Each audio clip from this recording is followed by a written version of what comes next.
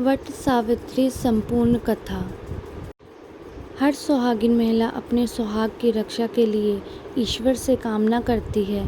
पति की लंबी आयु की दुआ करने के साथ साथ वह उनकी तरक्की के लिए कई उपवास भी रखती है।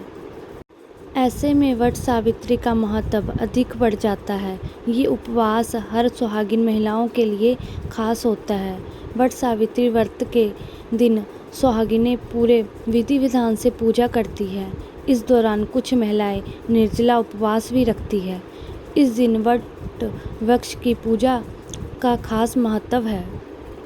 माना जाता है कि इस दिन वट वृक्ष की पूजा के बिना व्रत पूरा नहीं होता है।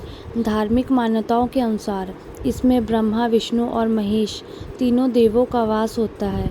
इसलिए व्रत रखने वाली महिलाओं को तीनों देवताओं का आशीर्वाद प्राप्त करना होता है।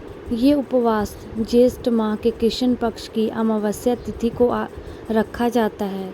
इस साल वट सावित्री व्रत 6 जून गुरुवार के दिन रखा जा रहा है। इसे वट पूर्णिमा के नाम से भी जाना जाता है। इस दौरान सत्यवान और सावित्री की कथा सुनने बिना ये अधूरा माना जाता है। इसी कड़ी में आइए वट सावित्री की संपूर्ण कथा सुनाते हैं। वट सावित्री संपूर्ण कथा। पौराणिक मान्यता है कि वट सावित्री व्रत करने से पति की आयु लंबी होती है और परिवार में भी सुख, शांति, समृद्धि बनी रहती है। यही नहीं, अखंड सौभाग्यवती भव का भी आशीर्वाद प्राप्त होता है। ऐसा इसलिए होता है क्योंकि इस दिन से जुड़ी पुरानी कथा प्रचलित है। ऐसा माना जाता है कि मध्य देश में अष्टपति नाम के एक धर्मात्मा राजा का राज्य था और उनकी कोई भी संतान नहीं थी। राजा ने संतान प्राप्ति के लिए यज्ञ करवाया, जिसके शुभ परिणाम के बाद उनके घर एक कन्या का जन्म हुआ। इस कन्या का नाम सावित्री रखा गया।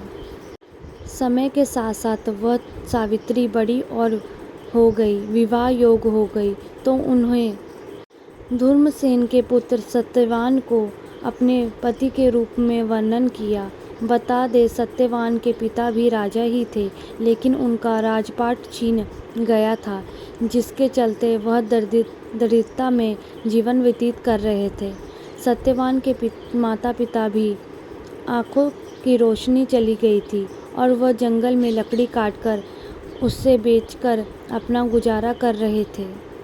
वहीं जब सावित्री और सत्यवान के विवाह की बात चली, तब नारद मुनि ने सावित्री के पिता राजा अश्वपति को बताया कि सत्यवान अल्प आयु है और विवाह के 1 वर्ष पश्चात ही उनकी मृत्यु हो जाएगी।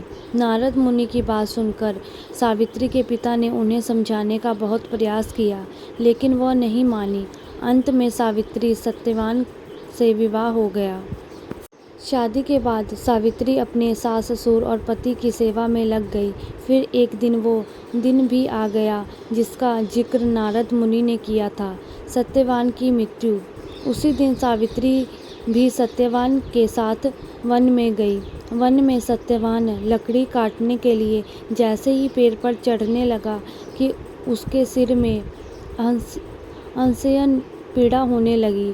कुछ वह सावित्री की गोद में सिर रखकर लेट गया। कुछ ही समय में उसके समक्ष अनेक दूतों के साथ स्वयं यमराज खड़े हुए थे।